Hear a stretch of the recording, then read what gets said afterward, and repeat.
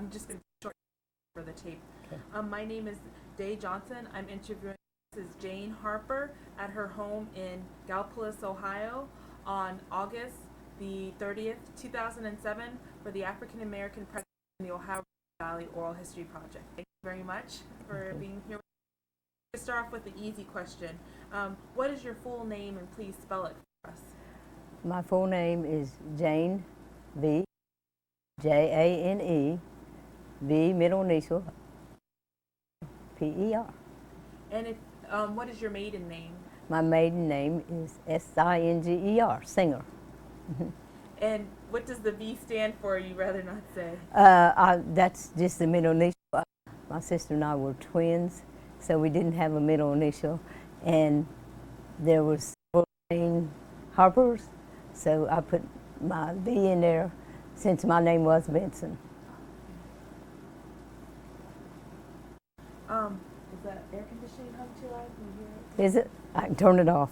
Yeah. Just turn it off. Open up the door on this side. Oh. No, the little door. The little door. Oh, I see. Okay. Yeah, back the other way. There you go. I'm not fortunate enough to have. That was doing good. It's really cool in here. Oh, it does a nice job. Yeah. Okay, do I need to say that over again, or? No, we can hear it. You can hear all that. Okay.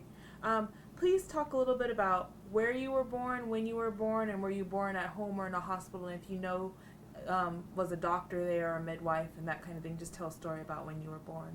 I was born in Middleport, Ohio on October 5th, 1936.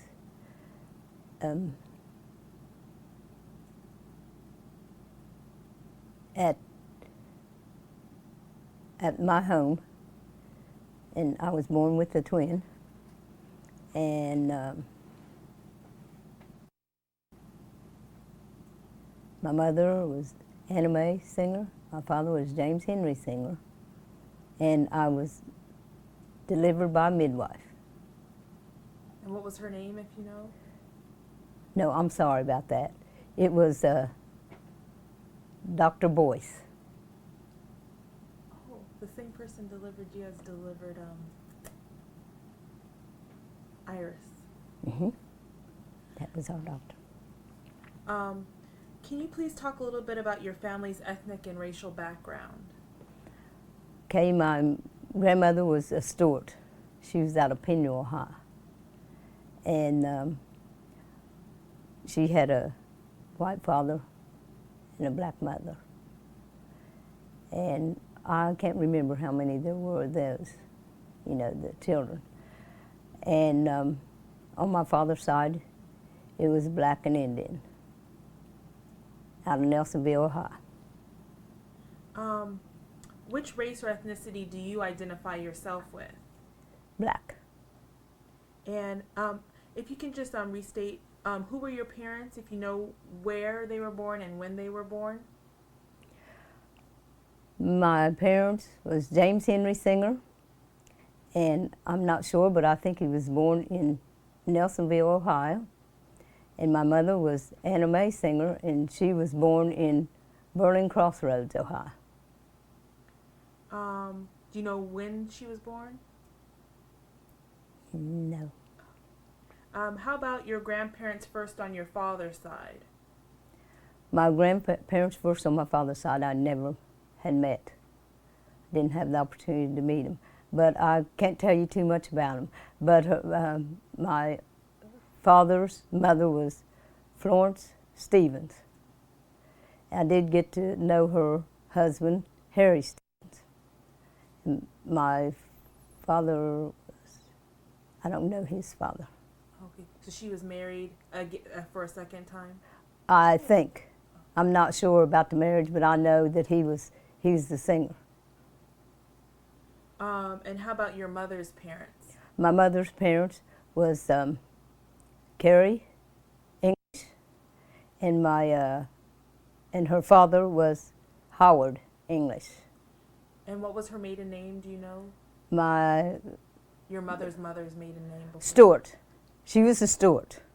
Mm-hmm. And do you know anything about the Stewarts, or can you tell us what you know about the Stewarts? All that I can tell you I know about the Stewarts is, just with my grandmother and her sisters. I can tell you something about them, but I can't tell you a whole lot about her parents. What can you tell us about your grandmother and her sisters? What do you know? Oh, my grandmother, she had 4 sisters. Okay, I knew Aunt Sarah, and there was Aunt Mary, Maud. There was 4 of them, that she made the 4th. And she had a brother named John, but I think he was in New York, and I never had the opportunity to meet him before he passed away. Now, do you know where she was born? Your grandmother, the Stewart? She was born out of Poke Patch or Pinwell. They were from out in that area. Okay. And you know how the Stewarts got to the Poke Patch area? No, I'm sorry to say I don't. My grandmother and them didn't talk about it much, and when they did, we were never around. All I know is, what I hear my older sisters and different ones say, so I can't tell you. And did the Stewarts, do you know what they considered their ethnic or racial background to be? Well, I know what my grandmother and Aunt Mary and them, they were black. They considered themselves black. Mm-hmm.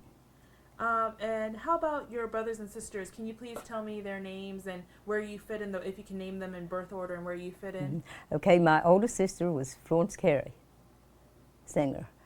My second sister was Marcia, singer. My third sister was Dorothy, singer, Casey. And my 5th sister was Anna Margaret, singer. And then I had a brother, James, singer. Then there was a sister, Rita, singer. Then I was the firstborn twin, so there's Jane and Joanne, twins. Then there was Helen, and then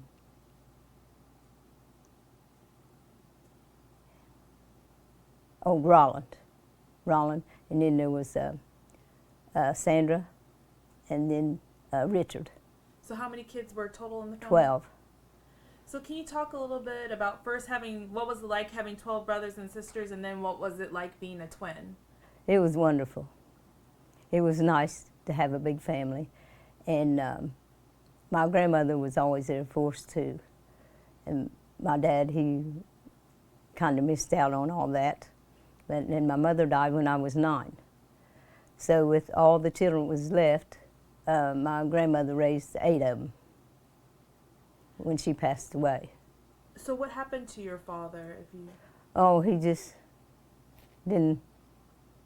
He was there a little bit, but he worked on the river, and then he was a boilermaker and everything. He's never around. So when my mom died, well, my grandmother and grandfather took us in, and they reared us. And what was the grandmother and grandfather that reared you? What were their names? My mother's mother, Carrie Payne. She was Carrie Payne at the time, and my grandfather, Brownie Payne. Well, his name was Fred. They called him Brownie. He was a barber. He had his own barber shop up in Middleport, cut hair. And my grandmother, she was a cook at the Martin Hotel. So she was an English first. She married an English, and then she married a Payne. Right. What happened to the first? Mr. Howard English, he died. Oh, okay. Yeah. And how did your mother die, if you don't mind? My mother died with a cerebral hemorrhage. She was at work. She worked at the hotel my grandmother did. She was also a cook.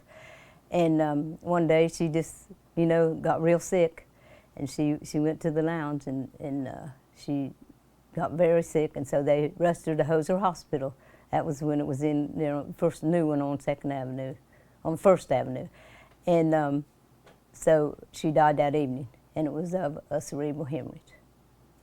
Now, after that, what happened to your dad, and how often would you see him after your mother passed away? Not a whole lot, he just wasn't sort of in our life. He would just be in and out. And what kind of work did he do on the river? He was a boilermaker. Mm-hmm. Yeah. He also worked in Columbus. He lived in Columbus too as a boilermaker, one of the hospitals, but I think it was a grant. I'm not sure. So talk a little bit about growing up in Middleport, Ohio. What did you guys do for fun? Where did you guys go? That kind of stuff. All right. What we did for fun, we always went to church. There was always a lot of activity and things going on with the church. And the school was about 2 blocks from us. And so we did that. And then we had real good, close friends. And we played. They had a playground there and everything. And we just made our own fun. How would you make your own fun? What games would you play? Oh, we played hopscotch, you know, and we played ball. And just all the little things that children would play at that time. We went to the playground, they all, you know, to school and everything, had opportunity to do that. And they finally put a swimming pool in, and so swimming, you know, and all that. We always stayed busy. Now you mentioned the swimming pool. Was the swimming pool that you guys swam in segregated or integrated? Was there integrated? And I went to an integrated school. There was just, you know, we didn't have any integration as far as school or anything like that. You mentioned school. What schools did you attend growing up? Middleport Elementary and Middleport High School. And what year did you graduate? In 1955. And what did you do after graduating from high school? After graduating from high school, I just kind of worked around there in Middleport and worked for the Schulers. They had a fruit stand, worked for them, and then also cleaned house, you know, for them and the Dowses. Then after that, I left and moved to Burlington. And why'd you move to Burlington? I got married. Mm-hmm. Yeah. And how'd you meet your husband, if you can talk about your first husband, and then we'll talk. Church functions and stuff like that. How old were you? First function. Okay, I was 19. And how did he court you, and what activities did you guys do? Oh, just like starting out at church and then on in, you know, to that. And then work. And then we got married. And describe your wedding and when you got married. Now, I didn't have a big wedding or anything. We just went and got married by minister. And what was the name of that minister? What was his name? It was down in Burlington. You know, I can't remember. Where did you get married? In a church, in a house? Just in the parsonage, church to parsonage. And how many kids did you have? What was his name, first of all? Your first husband? Cecil Vincent. And where was he from? He was down Buffalo Creek, Macedonia. And how many children did you have? I have 4 children. I have Deborah, she's the oldest, and then I have Billy, and then there was Glendon, and then Kim. And how long were you guys married? 25 years. And then your second husband, what was his name? Alan Harper. And how did you meet him? Alan, I met him, let's see, I kind of knew him, you know, from going to church functions and stuff, you know, even when I was younger and all that. And then he moved here to Gallipolis, and he worked at Cog Creek, and I worked here in Gallipolis at Robbins and Myers, and just met like that. And when did you guys get married? We got married in August the 31st of 1980. You mentioned that you worked for Robinson Myers. Mm-hmm. What was Robinson Myers? Robinson Myers was, they made electric motors for typewriters, and they made them for Poughkeepsie and NCR and all that, and then they started making pump motors. And I started there as one of the first employees. And what year was that you started working for them? I think it was in 1967. And what kind of work did you do? What did you do there? When I first started there, well, I just worked assembly line, and then I got to be a group leader and in quality control. Now, did you work while you had your kids, or were they grown by time, or? Oh no, I worked when I had my children, and my babysitter was my sister Dorothy Casey. Yeah. Mm-hmm. And what were employment opportunities like for people of color in the area? Was it easy to find jobs? Was it hard? What were some of the barriers to Well, find? it was sort of hard. You know, here in that was one of my first jobs here in Gallipolis. And so I worked at Robbins and Mars, and then after Robbins and Mars, after 11 years at Robbins and Mars, I decided I wanted to open up a daycare. That's okay. Oh, okay. I opened up a daycare, and I did my daycare, and then I had an opportunity to go to work at Kaiser Aluminum in Ravenswood, and that was a real good paying job. And so I worked. Hold on, wait. Okay, you can't hear you. Okay. I worked at Kaiser Aluminum, and I worked there until they started having that big layoff, and then I was laid off. And then after that, I went to Kmart. Okay. Do you need to answer that? No. Okay. I started working at Kmart, you know, so I'd have some employment because we got supplemental pay and stuff like that, so it was really good. And but we never did get called back. Oh. And so after that, I went to the police academy. I went as to be a deputy, and so I became a full-fledged deputy. And what year was that you decided to join the police? In I think I was in 84. No, it wasn't. It was in 80. Just a minute. No, it wasn't. Yeah, it was in 80. It was in 80. And then I went to police academy, and so after that I went to work at the sheriff's department as a dispatcher and a deputy. And then that's when I was there for 4 years. Okay, and then I went to move to San Diego with my husband, you know, with his job. And what made you move to San Diego? His friend Herbie, he got a real good job out in San Diego, so we just relocated out in San Diego. And when I went to work in San Diego. I also had a daycare. And then after that, I went to work for Alarm Data there in San Diego. And I also did work for my friend. He had 2 businesses, computer business. And so I worked at the one in San Diego to help his daughters out and worked in the office. And how long did you live in San Diego? I lived there until 89. Oh. Mm-hmm. Can you talk a little bit about what it was like to be a police deputy here in Gallipolis? Yeah. And what made you decide to join the police force?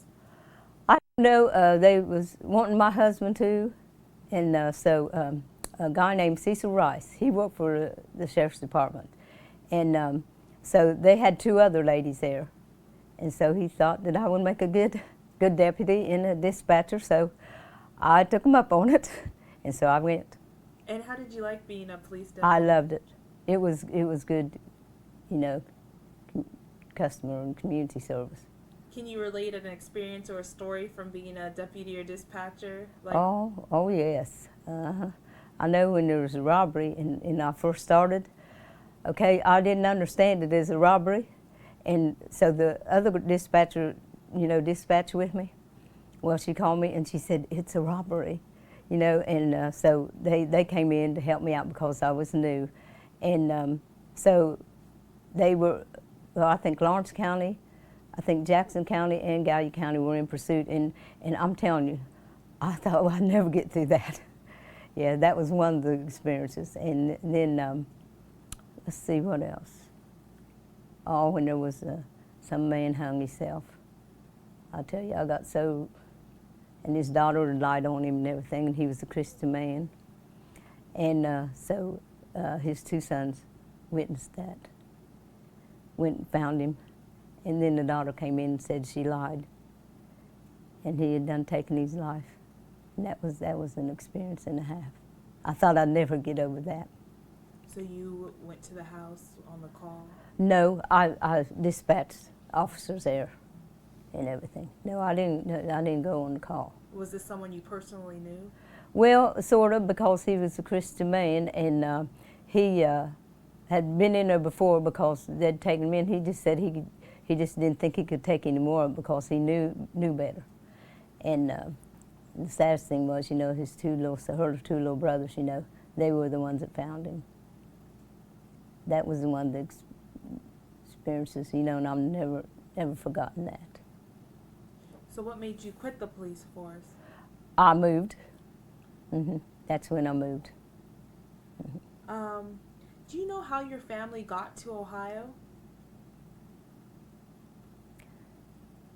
No, I don't, because like I say, we didn't listen a lot, and then they didn't talk a lot, you know, and tell us a whole lot, you know. But I just know my grandmother was from the Stewarts, and I just know what I've heard people say and read.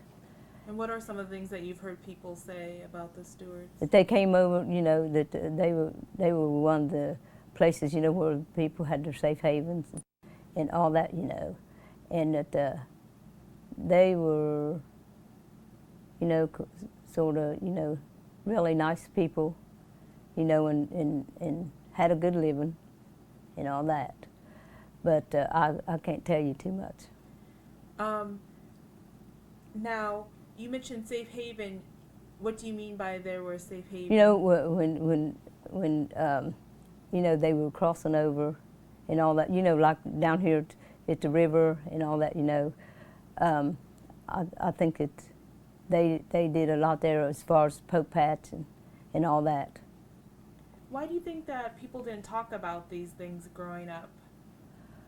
I don't know, because they always told us. I don't know if you were ever told this, but you know what? Children stay in children's place. You know, we had our own little thing, you know, but we had opportunity to help when they made apple butter, and we had apple trees and plum trees, and we made jelly and stuff like that. Stayed pretty busy. We had to wash on the washboard and the washing machine, you know, the Ringer washing machines and all that. So our life was pretty busy because there was 8 of us, and we all had to help out, you know, with each other. So, and my grandmother worked, and my grandfather, like I say, he worked.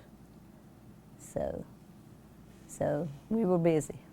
Now, you mentioned your grandmother worked in a hotel. Yeah. Can you talk a little bit about Martin's Hotel? Martin Hotel, it was in Pomeroy, Ohio, right on the riverfront, right there at the riverfront, and they had a hotel, you know, rooms, and they fixed meals there and all that. I had opportunity to help too. You know, when we got old enough, we went to help, and it was the Eberfelds. They were the Eversbachs were the ones that owned it, and they were very good to us. They helped out a lot, you know, with us growing up and all that.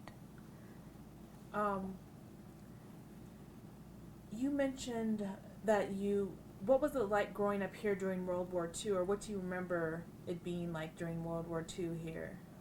I remember it was scary. Why? Yeah, I don't know, because of war. You know, you know how you think of war and all that, you know, and you're worried about, you know, if you're going to live. And that's the way we looked at it, you know. One of the airplanes is coming over, you know, and all that. Sometimes you go and hide. Yeah, that was the experience. How did it affect like your Economically, it affected it a lot, but like I say, we had people that stood behind us, and the people that my grandmother, you know, worked for, and we had it pretty good. We were fed and clothed, and she made her clothes out of feed sacks, and like I say, we were very busy. And then I had an aunt that lived in Michigan, and she didn't have any children or anything, and she had an open shoe bill up to Pomeroy at the shoe store for our shoes, and she sent stuff, and they had a home in Florida, and she used to send fruits, me, all kind of foods and all that, you know. So they had good help, you know, with us. Now, what did your grandfather do for a living? He had his own barbershop there in Middleport. Now, was his clientele African American or white? White. Like John Downing, you know, for John Downing Insurance, you know, they were real, you know, prominent people, the prominent people, mostly in Middleport. He shined shoes too, yep, at his barbershop. It's still, the building's still there, you know, but it's not the barbershop, of course, but it was a nice little building that he had there. Where was it located in? Right on Main Street there in Middleport. Now, what are some of the other families of color that lived in Middleport when you were growing up? Okay, there were the Wards. Have you heard of Catherine and J.C. Ward? Oh yeah, we went to school with their children and everything. And in fact, I just saw a couple of them at our family reunion. They come every year, and they were there. And there was a pretty big family of them. Okay, and there were the Bowleses. Have you heard of them? No? And those kids are still living too, but their mom Margaret Bowles just died about 5 or 6 years ago. She was well almost 100. Their mother did, and she lived in that same house those kids grew up in. And then there were the Winstons. They lived there, and but they were older than me. They grew up with my older siblings. And let's see, Bumgardners. Okay, Alma and George Bumgardner and their mother Mary Frances. Okay, there's Florence. What was Florence and Arnold? Richards. Florence and Arnold Richards. There were the Guthries. There were quite a few black families there in Middleport, and all of them went to school right there and all that. Let's see, Guthries. I should have wrote all this down. Gomers.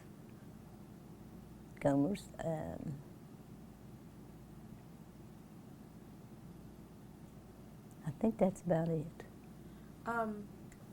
Now, you mentioned going to church, that being a big part of your existence. Can you talk about what role did the church play within the among people of color in that community? Oh, it played a big part, because I don't know what we've done. I went there, you know, from the time that, you know, I was just little, you know, big enough to walk.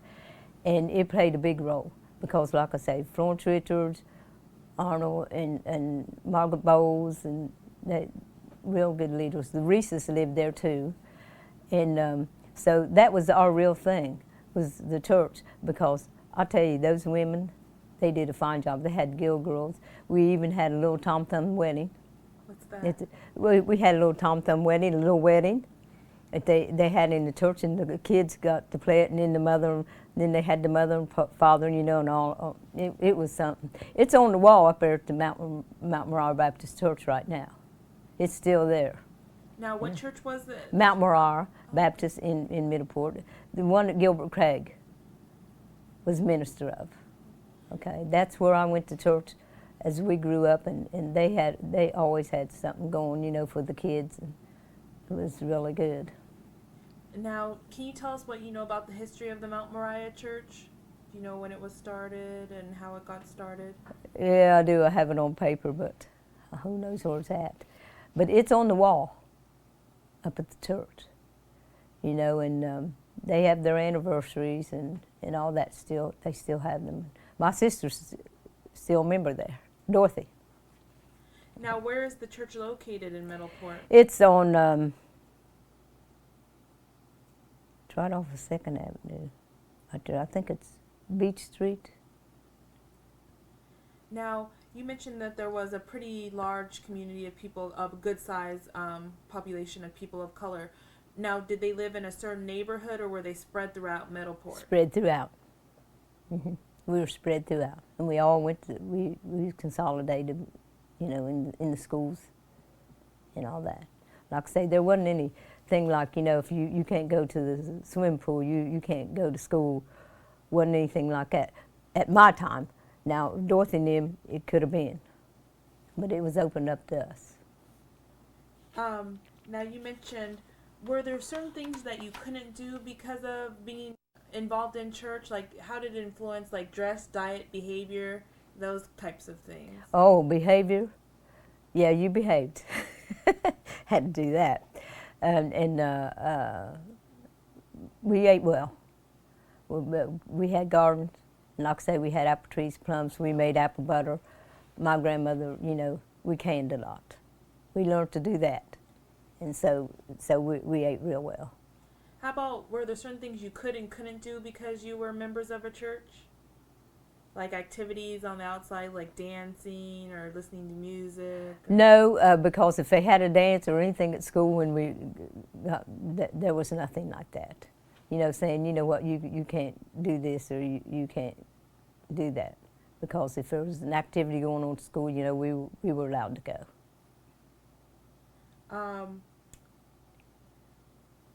Just growing up, how did you learn about slavery and what did you learn about slavery? Like I say, you know, the way we grew up and everything, you didn't hear a whole lot, you know, because we were just in the mix and we had the best of white friends, and you know, we just thought of people as people. That's the way my grandmother was, but she didn't allow no bad words or anything because she'd be right there and she would. Everybody loved her. They called her Mom Payne, the whole community. My grandmother. So I didn't really know that until after I got out of school. And what happened after you got out of school? Well, you learn it, you know, as far as jobs and all that, you know, that's when I really learned it. Do you remember an experience where you know, that came to you, that Yeah, one time in school, and it was a music teacher, and they was having a minstrel and all that, you know. And all of a sudden she looked at, we were all in the glee club. We all sang the glee club and all that.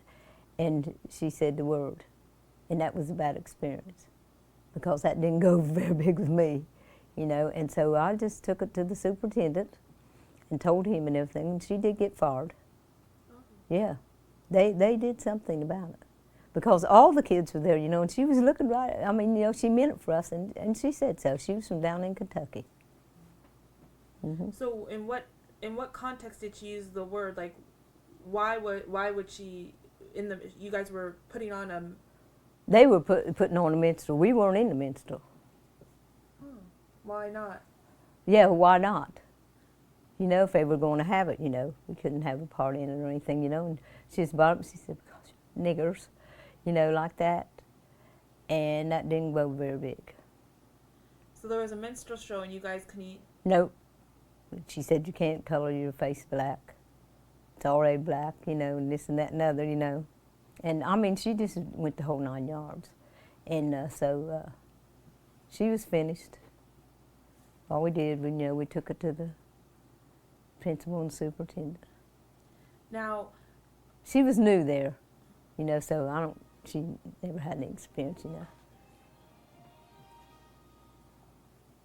I should turn that off.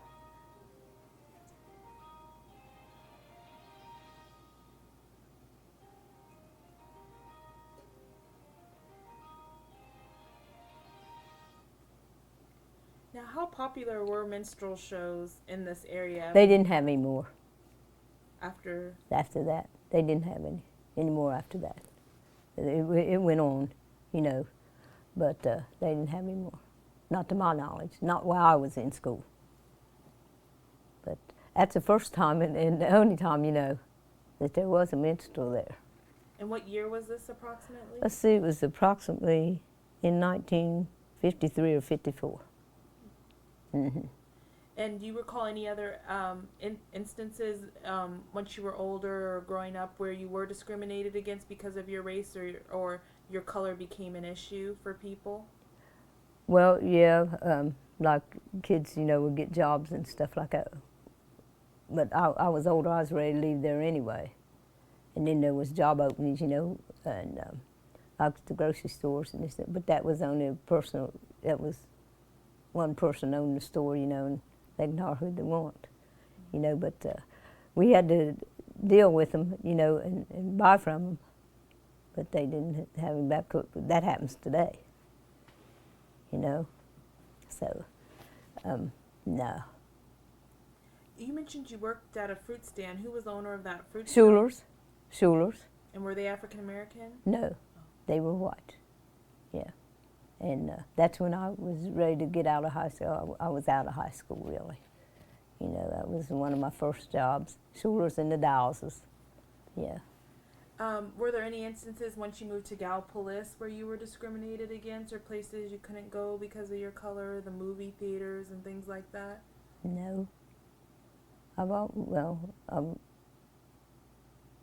I used to come here to visit with Dorothy, and I didn't see that. When we were younger, she used to sometimes come get us in the summer, and there was a lot of activities here.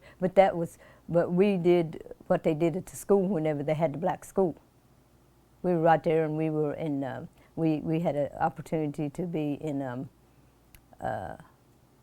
Girl Scouts and things like that.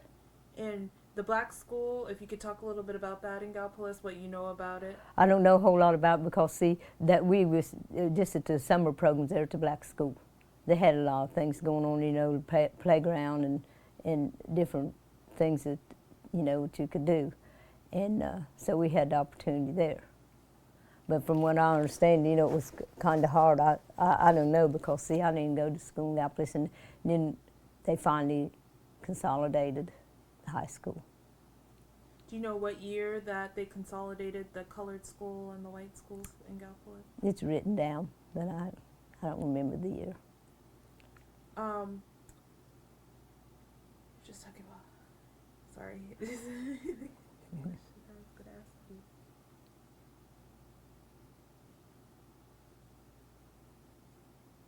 What do you know about Black Fork and Poke Patch? If you can just talk about what you know about those two areas. Oh, I just don't know a whole lot about Black Fork because, I didn't grow up there, but I do know that the people that lived there, but all the youth is gone, and didn't have the opportunity. And I went out there, I joined church out there and everything, and certain people, kind of want to deal with that, if you're an outsider looking in. And I tried to get a bus ministry and stuff like that, to get the kids going.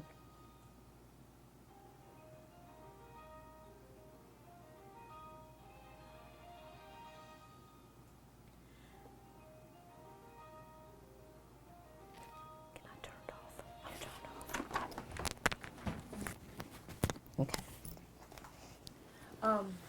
You're talking about what you know about Black Fork and Poke Patch. Now you mentioned. Oh, is this in the way? Okay. Oh, okay. You mentioned that your grandmother's family was from Poke Patch. How often would you guys visit Poke Patch, if at all? Oh no. When we grew up, we were strictly Midport, And my grandmother, her sisters were there because they married out there in Black Fork. But my grandmother didn't grow up out there. Oh. She grew up in Penniel. And where's that at? Penniel's in Gallia County, and it's right over from Poke Patch. Haven't you ever heard of Penniel? Yeah, I've heard of it. I just didn't know where it was. Yeah, and this way? Yeah, we're just getting that. It's the foliage and. Yeah. Just move that stuff over. Right. Don't hesitate. Do you know how her family got to Penniel? Because they were at Poke Patch first. Do you know how they got to Penniel? Yeah, I think that's through the Storts, and they owned property and they lived there. They went to school there. In Penniel? Mm-hmm. Oh, okay. Yeah. See, they had a school there. Well, what kind of school? I don't know. Oh. Jockey Long, I don't know if you know Lawrence Long.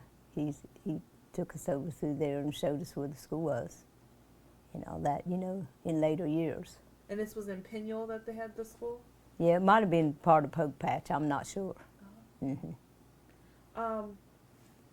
I just have a couple more questions for you. Growing up, or as you got older, what did you learn about the civil rights movement, and how did you see it affecting your own life, or did you see it affecting your own life?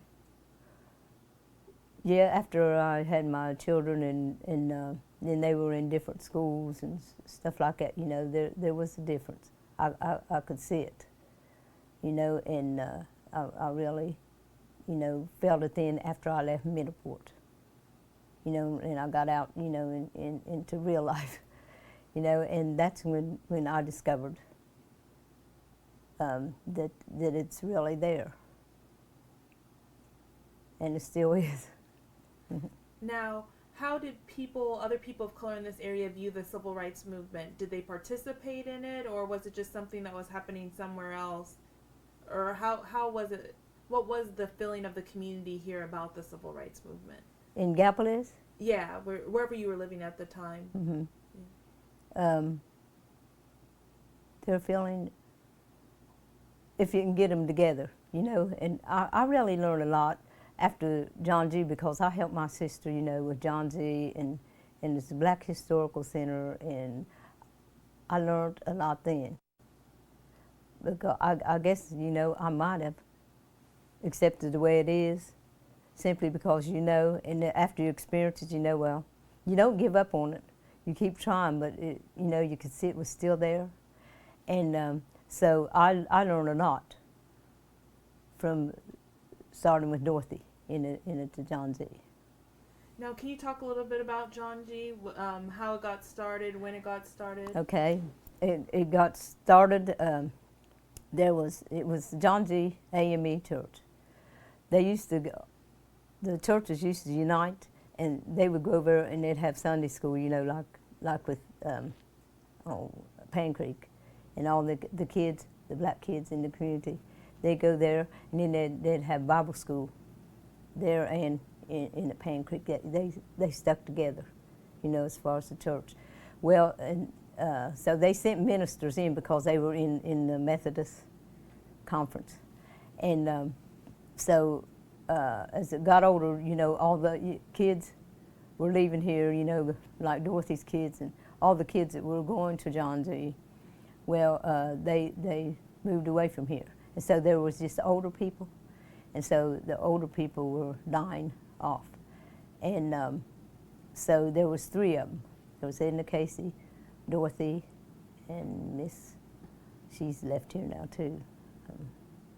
Anyway, they decided to do something with the church instead of letting the building just sit there, not do anything. So I think that they wanted it to be a dance hall or something, and Dorothy said no. We'll just start a Black Historical Center. And so she got with Barbara and Dorothy and all of them, they got together, and that's really how they started on their own. They didn't have monies, from the government or anything appropriated. We just went in there and, started cleaning up and collecting old stuff and collecting history. That's how it started. Barbara was a big help. And what year was this? What was the year? It wasn't right when I came back here. I know it's been about probably 6, 7 years. Mm-hmm. I just have a couple more questions for you. Growing up, if you had a cold or a flu or different things, how were those treated? Oh, well, we were treated with what they call it, Glasgow, okay, and then we had castor oil, and we might get some orange juice if we had it, and they just treat us with herbs, stuff like that. What were some of the herbs that they would use? I know they'd make poultices, but I don't remember. Can you describe a little bit about what a poultice is? Poultices, well, they would mix it up, and fix it up, and put it on our chest and everything, and then put a then put a towel or something warm, a towel, or either some flannel and put over it. And when would you have a poultice? When would they use a poultice for, like, what kind of illness? Oh, like if we had they called it the quinsy, and you know, if we had it in the chest and, you know, in the cold and all that, you know, and sometimes they would take, I don't know what it was it brown? I don't know much about liquors or anything, but anyway, and they'd make us a hot toddy, you know, so we'd sweat it out and, you know, wrap us up, sweat it out and stuff like that. You mentioned castor oil. When would you get castor oil? To get that cold out of us, and if we had bowel problems or something, you know. In what type of instances would you see a doctor? You know, if we got very sick or anything, and like my one sister, Helen, she had appendicitis, you know, and they took her to the hospital, you know, and she got operated on. We had the opportunity to see doctors, you know, if we really needed it or anything. So whenever needed, like if my grandmother couldn't, you know, get it under control, we seen the doctor. And Dorothy, my older sisters and all of them, you know, if we needed the doctor, they were always the ones that take us to the doctor. And like when I needed glasses, and I was 6 years old and I needed glasses, her and Bobby took me for my glasses and stuff like that. It was just a family thing. So, growing up, when you had, how much older were your other brothers and sisters than you in a family of 12? My older sister right now, she's 84. And then my next sister's 82, and Dorothy's, she'll be 81 in November. And then Anna Margaret, she would be 78. And then there was Rita, and let's see, I'll be 71, so Rita's 73. And on down like that. Oh, okay. Mm-hmm. So your mother basically had a child every year? About every other year, you know, every year. Some of us are two years apart. Yeah. Now her last two, they were just, they were 2 years apart. Now she left one that was a year old, left one that was 3 years old. Okay, and then on up, and I was 9. Joanne and I were 9 when my mom died, you know, and see, there was 8 of us left at home. My other sisters were married and gone. Now, when your other sisters got married, did they stay in the area or did they move far away?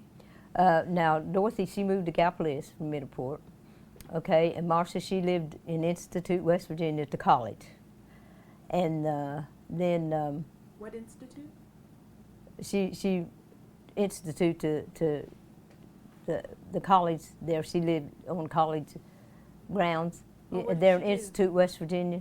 She worked as her husband worked there, and she worked as she answered the phone, you know, transfer calls, stuff like that. And so she lived there, and she had her children there. And then there was Florence. She moved.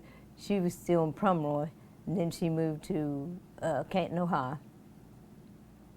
That was the oldest one, and.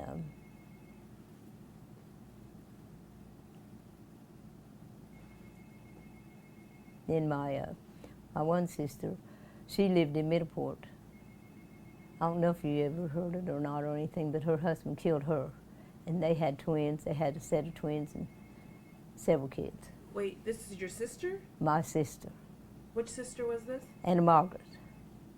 Why did her, if you don't mind talking about it? Well, we don't know. We didn't anybody live around here, but her kids were just little twins. And she was in bed and he shot her in the head. What year was this? Oh, how old is Mike and him now? Probably about 45 years ago. Oh, so in the 50s. In the 50s. So It had to be after, probably around 58. So after you graduated from high school? Oh yes, I was married. Her husband? She was in bed and the kids witnessed it. And she's got one that's still living in Pomeroy. Mikey's one of the twins, and the one of them died with kidney not too long ago, and the other died with health problems. And then there's Charles. He lives in Connecticut. One of the older ones. He lives in Connecticut. Who was her husband? Jack Euler. What's the last name? Euler. How do you spell that? Jack Euler. Oiler. Jack was his first name. Now, did he get put in jail, or what happened to him? He got put in jail and everything. He died there. He didn't live long. I guess they said he grieved himself to death. You know, after he did all that. Did he ever say why he shot her? What We never did get to talk with him. The family. was it? A big trial, or did it happen? Yeah, it was a big trial. But see, my dad, he didn't have, you know, he wasn't in our life, but you know, he went and all that, you know, and it just, so we don't know. And the kids won't know, and they ask questions, you know. And my dad's dead. When did your dad pass away? He died in 1982. He died out here to make a long story short, he got very sick in Columbus.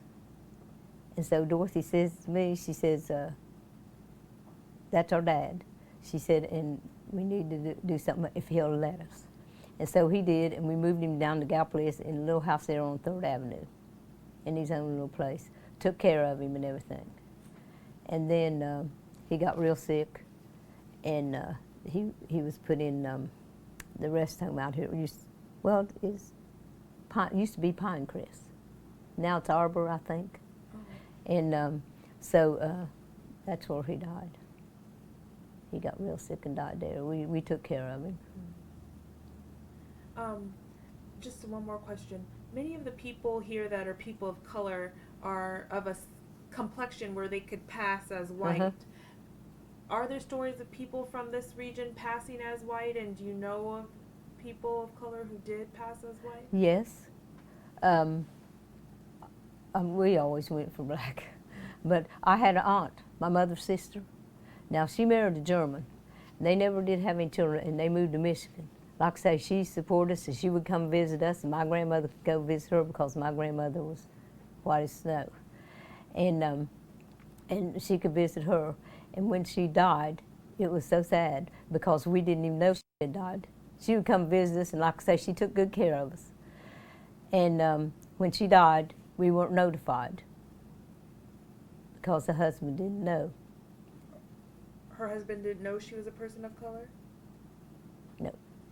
And so she died, and then finally she had a friend, and her name was Sue, and Sue always wrote to my grandmother and everything, but she never did give it up, you know. And so they finally came and told us after she was dead and buried. And so then he found it out, and he said it wouldn't have made any difference. So how'd she meet this man? I don't know. I wish I did know. Was he from this area? When did she move to Michigan? She moved. No, she moved. She was in Michigan when she met him and married him. What made her go to Michigan? I think job. Probably she left the area and went to get a job, and she met him, and he was in the service. He was a captain or something, and he was German, and she never told him. She died alone. Now, growing up, did you guys know she was going as a white person? Yeah, because we couldn't go. We couldn't understand. You know, my grandmother could go, but we couldn't go. And she always came 2 weeks of every year. She came to visit us. I do know that one situation, and I don't know about the other people. You know, you hear people talk, so I don't like to repeat things, you know, that I don't know about. But I have heard. But none of us ever tried it. You know, we loved our heritage.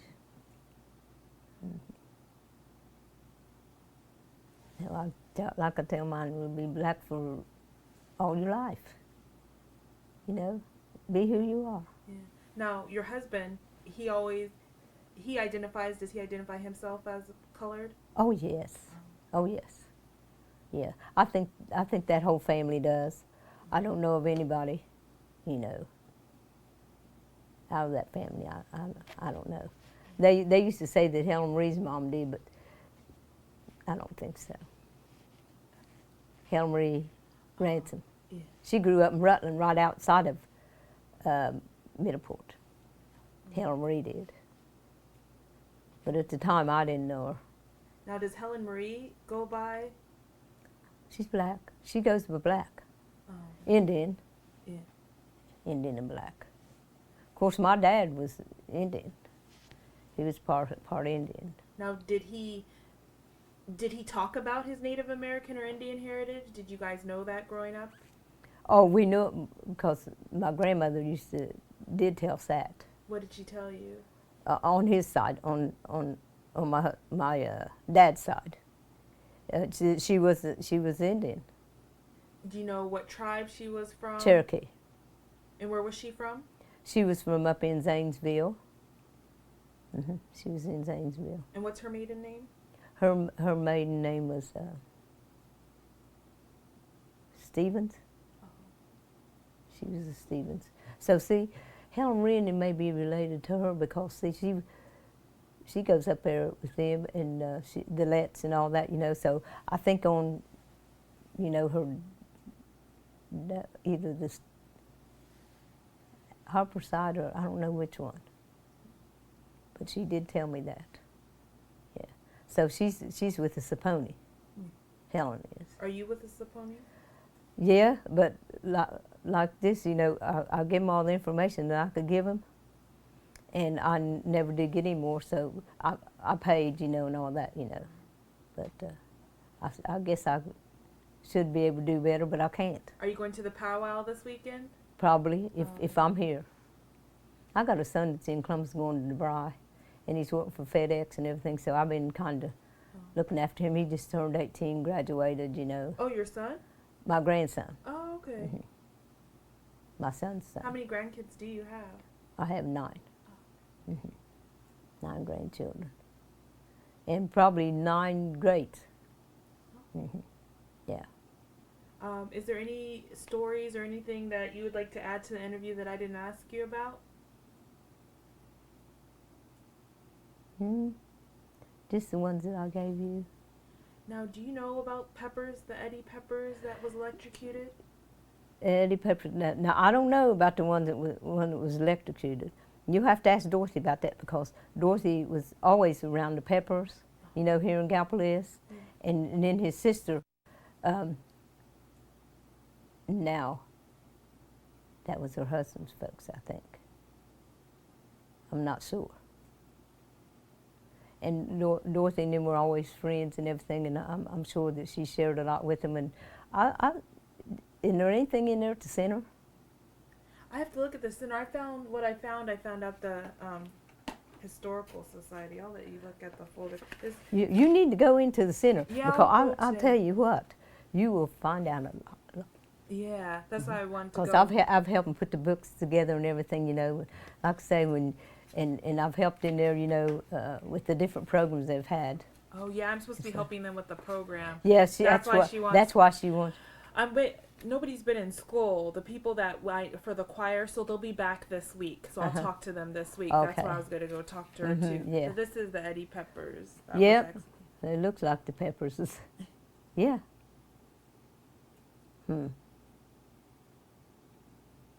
Yeah, he was strangled in the Gallia County Jail. electrocuted. Electrocuted or Yeah, whatever. and he was arrested for strangling a girl. Girl, woman from- yeah. While she's in bed or something. I don't remember the whole story, Yeah. so I can't tell you that. Dorothy will be able to. Because, see, she's been here in, let's see, she married when she was about 18 or 19, right out of high school, and she moved to Gallipolis, and she got to know her, but she's been here for years. In fact, her and her husband, we had the 50th anniversary probably about 7 years ago. So she's been here in Gallipolis that long. But she knows the Peppers, and his one of his relatives is living right there on Spruce Street. Do you know their name? They call her They call her Snooky, but you know what? Annette Johnson? Johnson. Oh, okay. I have her number. I called her the other day. Did she talk with you? She wasn't home. Oh, yeah, you need to talk to Snooky. Oh, okay. I'll talk to Yeah. her. Mm-hmm. Okay, yeah. Because her niece Peaches Uh-huh. Peaches said that she would know. Yeah. So I called her, but she's busy. So I want to try to contact her later and maybe get her interviewed. Yeah, because right now would be a good time because she's just at that age, you know, to need to, if you're going to get any information and everything. She seems pretty well, though. Oh, okay. Yeah. She's in our lodge. I belong to the lodge. What lodge? I belong to Middleport, American Legion, Auxiliary, and she belongs in that too. We meet every second Tuesday of the month. Oh, okay. One or the other of us has it, and you know, and we take them out to dinner. You pay for their dinner, you know, and then we have our meeting and all that, you know. And we have meals for the veterans. We do a meal for the veterans for Christmas and all that, and we do the poppy thing. We do quite a bit, you know. But Snooky would be a good person to talk to. Okay. Yeah, I'll call her. What is her real name? Annette. Annette. Yeah, Johnson. Yeah, Johnson. I can remember Annette, her last name because Annette it's the same Johnson. as mine. Oh, yeah. Yeah. That's true. Her name is Annette. Oh, okay. See, we get to the point where we call people by nicknames, and I never did name my kids any nicknames because I thought, oh gosh, when they get older, you know. And I got a grandson now, and his name is Larry, and they've called him Sunshine. So he's the coach for the girls' basketball team here in Gallipolis, and everybody's up there hollering, Sunshine, Sunshine, you know. Like he said, would y'all please call me Larry, you know.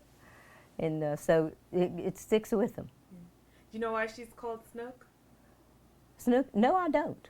Dorothy could probably tell you because she's more or less Dorothy and them's age, and they used to, you know, get together and do a lot of things. Did you have a nickname? No, I'm just plain Jane. We're Jane and Joanne. That was our names. So, no. Now, were you identical twins or No, fraternal? fraternal. Oh, okay. Yep. They say me and Dorothy look like my mother's side, and then my twin, she looked on my dad's side. Yeah, so